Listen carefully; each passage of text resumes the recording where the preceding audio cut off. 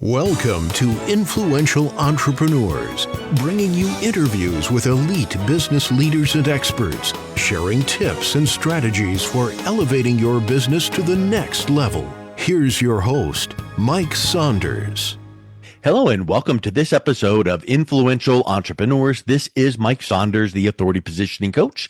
Today we have with us Shelby Green, who's a retirement expert with Retirement Heroes, and we'll be talking about the hot topic of navigating income planning for a secure future. Shelby, welcome to the program. Mike, how you doing today?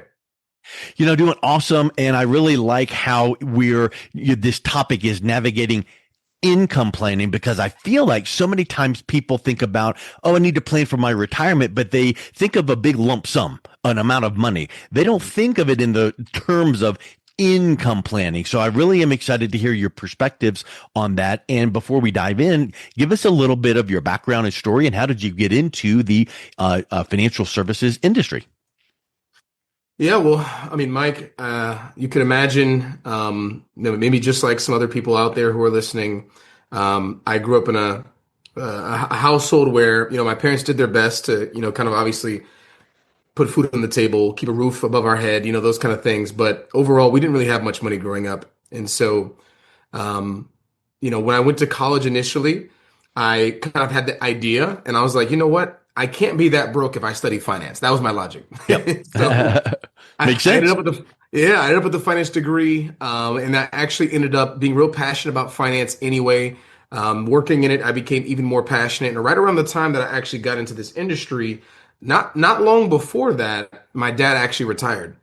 My dad retired around 2008. And obviously, what happened in that year. And so yes, there's a lot of things going on. And my dad ended up actually going back to work in his 70s. And so I became really passionate about, not just finance, but also helping retirees specifically, just because that topic, I think, is something that people kind of glance over and they think of it more as a dream versus that it could be their reality.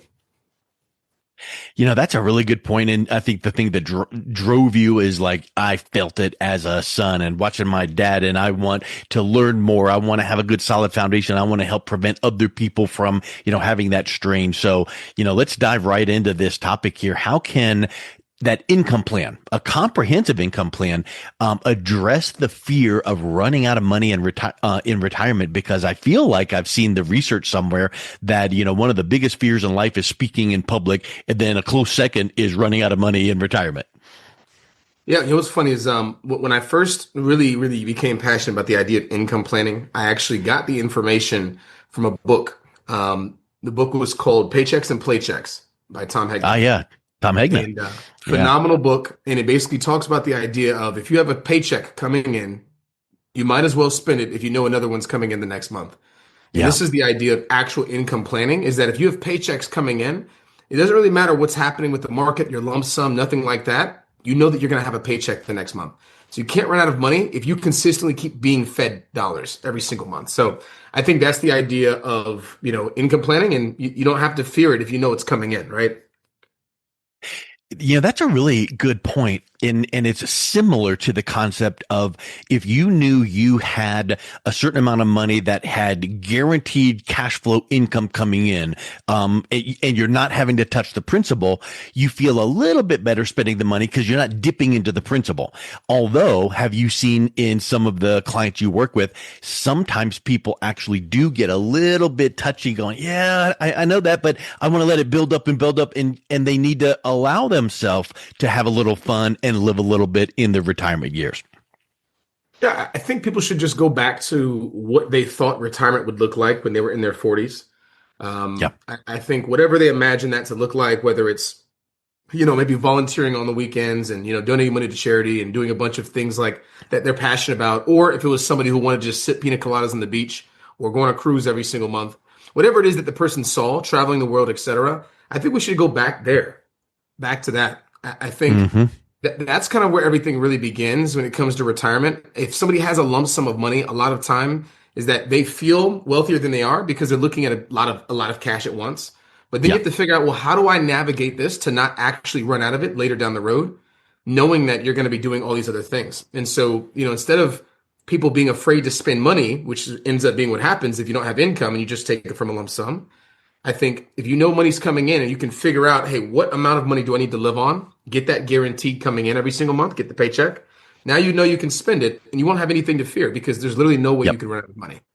You know? You mentioned that lump sum amount of money, and I know that we don't need to get into the weeds of this, but I know you agree with the fact that that lump sum might not be 100% all yours because you've got that silent partner, the government, that needs their little hand in the pot in case you've not paid taxes, if it was in like a, pre-tax IRA 401k kind of a thing. So there's all kinds of things to calculate in there, but one of which is looking at the kind of the analogy of like the bucket of water and the holes in it. Money comes in and money flows out with those holes. You've got taxes that can flow out. You've got expenses, healthcare, all of those things. What do you recommend for people that have their money still in the market related to volatility? Because we all open up the news and watch the markets online, and we see some days is up, down, and all around. Yeah, 100%. I mean, just like anybody else, I do love the market. I think the market's a great place to accumulate wealth. Now, one thing that I think people might even get greedy sometimes when it comes to retirement is they still have the same mindset from their working days in retirement because it's kind of hard to shift. Yeah. And when you're growing money, you're in your 30s, your 40s, your 50s, you're growing your wealth. It makes sense to take that extra risk. It just makes sense. You have a lot of time on your hands. You don't even have to touch the money. But I think what people forget in retirement is you don't technically need to really grow money anymore. It's time to figure out how to actually take what you've been growing for the last 30, 40 years of your life. And I think the easiest way to manage market volatility, because you can't really control it.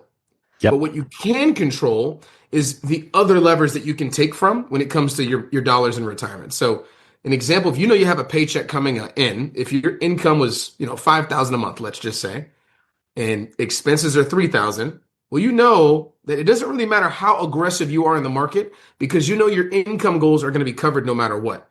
This is the idea of, having income for what you need, and then you can grow your money in the market for what you want. But as long as you have what you need coming in, it doesn't really matter now what the market's doing because you know that even if your entire portfolio somehow tanked overnight, that you're going to survive. And I think that's the real powerful part of income planning. Yeah, that's huge. And I think the volatility aspect, like you mentioned, you can't do anything about it. It's like, don't worry about it because you can't control it. But one thing you can control is how much money you have in the market. And so I think that, you can say, oh, well, should be 70, 30, 60, 40, whatever the number is. The point is take as much money and put it into safe guaranteed buckets as possible so that you don't feel that worry. I think that's a really, really big point. And that ties right into peace of mind, because if you've got all your money in, highly volatile, accounts, because that's the way you've done it since your 20s, well, you had a lot more runway back then. Well, now in your 50s and 60s, you might not have a lot of peace of mind because of that. So talk a little bit about developing that peace of mind and having the right financial strategies put into place so that you can sleep good at night. Yeah, 100%. I think something really important to remember is it doesn't really matter how much money you have if once again, that a paycheck's coming in. If I have $1 million in my portfolio, but I know every single month I'm going to actually sleep fine just because my paycheck's going to come no matter what, I don't have to watch the news and get scared that the market's down.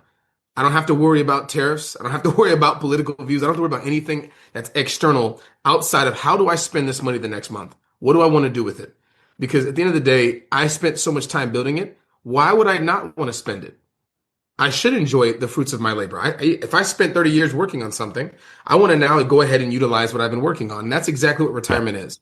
And so, I think that the peace of mind just comes from knowing that it's going to be there no matter what. And, I think that that's going to be the real power. You brought up something that made me think about this actually has come up several times just in talking with friends. There's a lot of times people are like, I need to keep my head down and grind and work and save and all of that. And I'll do all those things in retirement, all those fun things, trips and travel and all of that kind of thing.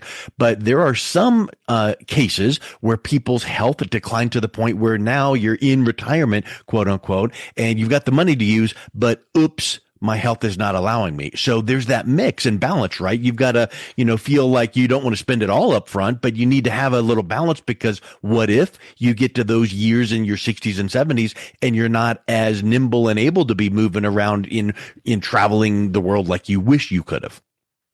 Yeah. 100%. There's something really popular that we call, your go-go years, your slow-go years, and your no-go years. And, Yeah. typically when people first get to retirement, that's going to be their go-go years. Because, when you're like, maybe think 60 to 70, that's when typically you spend the most amount of money in retirement, right? Maybe up to age 75. But then eventually when you're in your mid 70s, it starts to become your slow-go years. You're not really spending as much as you were when you were first retired, because of the fact that you've kind of experienced it already. Now you're doing things a little bit slower. Potentially health might decline. Obviously, we don't know. And then you have your no-go years, right? Once people get in their 80s, especially late 80s or 90s, it's not really all about, hey, let me go and figure out what my next travel trip's going to be, right? Yeah. Now it's how do I, be able to pay for healthcare expenses? How do I see my grandkids more? How do I, those are the kind of things that people are more interested in doing from my experience. Yeah. I think that when we're talking about here, income planning for a secure future, I think that you have to have something in place. Like, I need, like the example you mentioned, like, oh, what if you need 5,000 coming in, or you have 5,000 coming in and you only need 3,000? How do you work with your clients to say, hey, you're at age whatever 55 right now? What does retirement look like for you? How much are you going to need in retirement? Because you need to have something to shoot for, right? So how do you know that you're going to have enough income coming in to meet your retirement needs? You got to put some of those things into place. So what is your process of helping them quantify that? Yeah, that's a good question. So first thing I always do is I always ask, hey, what are your current fixed expenses? These are their bills every single month. And as of today, is there any debt that you feel that you have now that'll be paid off by the time that you retire? Yeah. An example would be like a mortgage, right? Because if they have a big 2,000 a month mortgage expense, well, are you still going to have that in retirement? Yes or no? Depending on the answer, we plan accordingly. We then say, okay, what about your variable expenses? If you were just looking on a monthly basis, what are the things that are not fixed prices that you happen to do on a monthly basis? Think groceries, gas, eating out, travel, etc. Now, when you first go to retire, what are you hoping to do with your time? Because if you're working 40-hour work weeks, you have 40 extra hours a week that you just haven't, you're not used to. Do you want to go travel? Do you want to go and maybe, do all the things that you wish you could do previously? And then we basically put it into a plan. We say, okay, well, your numbers now is $7,000 a month. How can we get that amount of income without risk? So that way the rest of your money can just flourish, and then you can pass the rest of it on. I see way too many times that the person says, hey, I want to spend my money. I want to do this. I want to do that. I don't want to leave my kids, my $2-3 million. But then because they didn't spend that much, they end up with a golden coffin, right? And they're leaving their kids a bunch of money, which for some people, they love that idea. But for some people, if they just had a better spending process, I think they would have ended up, with a lot less money in their coffin, just because of the fact that they spent it already. They enjoyed that life. Yeah. Oof. And once you put those calculations into place, I think that's a really big piece to keep in mind. You better know. And one of the points you made a second ago just made me think about this. How many times do you sit down with the client and ask those questions and they go, oh, I'm going to need X. And then when they get there, it's like, man, I need a whole lot more, because I didn't think about the fact that now that I'm not punched in the clock working 40 or 50 hours a week, I've got a whole lot more time to spend money. I'm online. I'm traveling. What do you do about the people that miscalculated? Well, I mean, sometimes it happens. It just means we need to readjust.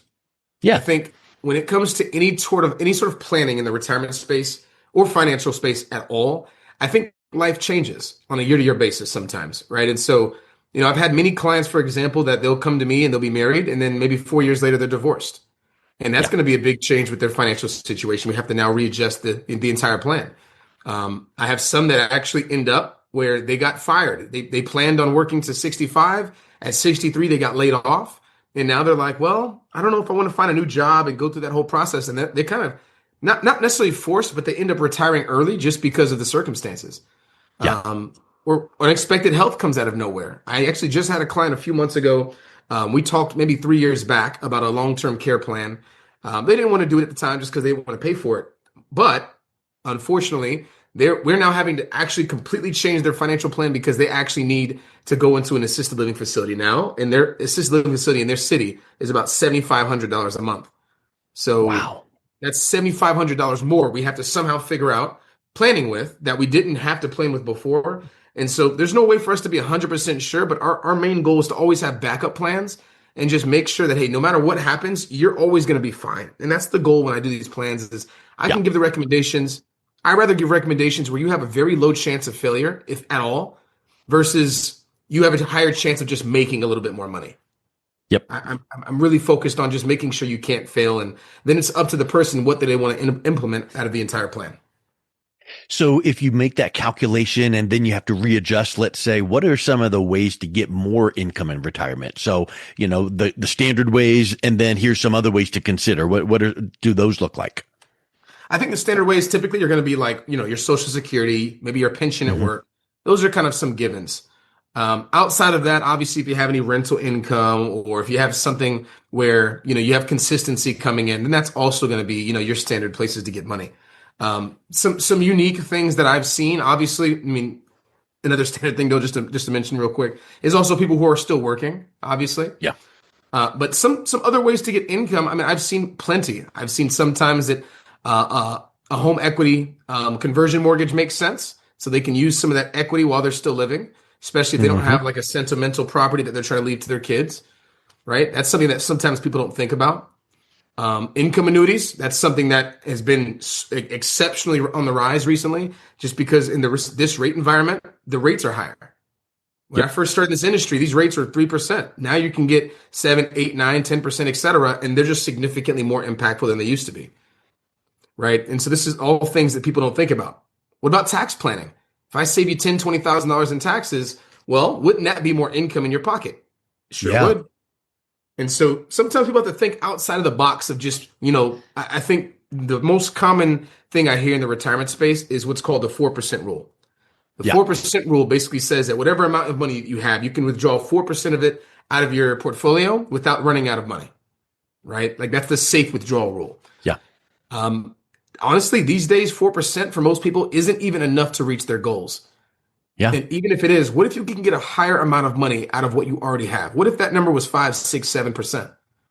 How much, like how different would your month to month be if that was the difference of what you could get is more income versus just a higher rate of return? And that's what we do. It's kind of like, well, it's just the way we've always done things around here.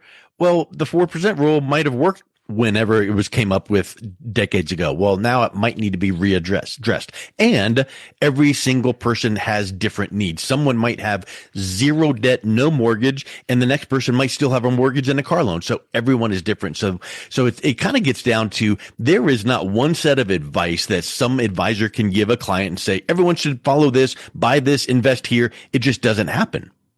That's correct. Yeah, it's specifically customized per person. Mm-hmm. Someone else could be very different from another person. I think I've So some what do people you who. No, you go ahead. go ahead?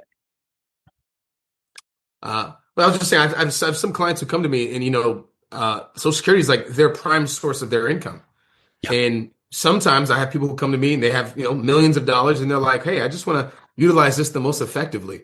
Mm-hmm. So there's different strategies for both people, but it just kind of depends on what's the lifestyle that the person wants. Yep. Right. I said if you're gonna have So millions what of do you dollars at this find? point. What do you find some people doing or not doing that actually end up being a mistake regarding creating retirement income? Maybe they've gone off and heard this or that, and started doing something or delayed doing something, and they come to you and you're like, hey, we gotta put a little fix on this mistake. So what are some examples of those mistakes that you've seen? I think the top mistakes that I see, number one, is a lot of the people who come to me, a lot of the advice they've already been given, they're getting it from two primary sources. And this is the problem because those primary sources, especially one of them that I'm going to name, have no idea that they exist. They don't know that individual. Number one is going to be TV and the news. Yep. TV and the news, it could be an excellent source of information, but it doesn't mean that they're going to dictate how you actually end up successful in retirement. And so sometimes the things you see on there may not always be effective, but obviously some things might take it with a grain of salt, right?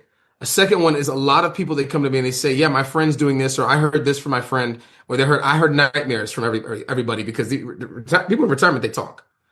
Yep. The problem with that is that typically speaking, just because one person experienced with something didn't work for them, or they heard something bad from somebody else, it doesn't actually mean it's bad. I've heard all kinds of things that, hey, this is terrible, this is bad, this is X, Y, and Z. I have some people who come, they say, hey, I don't want to put money in the market because I think the market's going to crash tomorrow. Well, that's not always true, right? I have some people who say, no, bonds are terrible, I never want to put money in bonds. Well, would you put money in bonds back in the 80s when they paid 14%? Right? Because I would have. Right? Yep. Right? Or some people say, oh, annuities are bad. Are they? Or are there just some good ones, some bad ones? And there's certain seasons where they do better than other seasons. Right? Yeah. So there's never like, hey, this is good, this is bad. And I think that's how people take information. And they're looking at all these new shiny objects. I have people always talking about, oh, I saw online that there's something that's 12% guaranteed returns per year. And I'm like, that just started like 3 years ago. I'm not sure we want to put money in a fund that might not be around here in 5 years.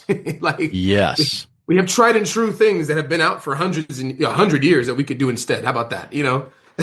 Yeah. That's a really, really good point. So I tell you what, Shelby, this has been really interesting to look at perspectives on navigating that income planning to make sure you never run out of money in retirement. So if someone is listening to this thinking, hey, maybe give me a second opinion or give me some insights on what I'm doing, what's the best way that they can learn more and reach out and connect with you? Yeah, I mean, easiest way, obviously, we have our website, retirementheroes.org. That's heroes, HEROES. Same as my email, Shelby Green, my first and last name, at retirementheroes.org. Easiest ways to reach out. I say it never hurts to get your income plan. I also have a really cool income report I can build you that kind of goes over, hey, based on all these different stress test scenarios, here's what your income is going to look like at your specific goals. And that doesn't cost anybody any money whatsoever. So it's always nice to see. Excellent. Well, Shelby, thank you so much for coming on. It's been a real pleasure chatting with you. You as well, Mike. I appreciate it. You've been listening to Influential Entrepreneurs with Mike Saunders. To learn more about the resources mentioned on today's show or listen to past episodes, visit www.influentialentrepreneursradio.com.